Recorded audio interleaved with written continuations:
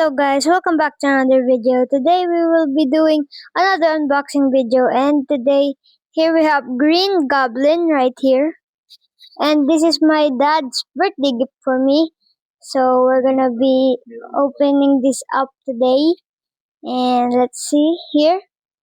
First tray we got his head sculpt, pumpkin bump, and the figure here. And the second one here we have his glider. This is what it looks like. And this is the front right there, and that's the back. So here we have the pumpkin bomb right here. Look, it has a good sculpt, and we also have a Norman Osborn head sculpt and the figure itself here. So let's take a closer look here. That's a good looking figure. And let's look at the articulation now. Here we have 360 here on the arm. Elbow goes up here.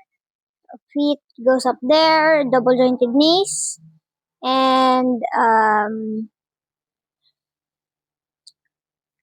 the crunch goes slightly forward and back like that. And head can look up, down, left. Let's take a look at the accessories with the figure here. You also gotta be careful with this bag here. It can you can take it off, but I'm gonna stay it there. So this is the Norman Osborn head sculpt right here, and he can also hold the pumpkin bomb right here. If you can just balance it on his hand, it's gonna balance there pretty well.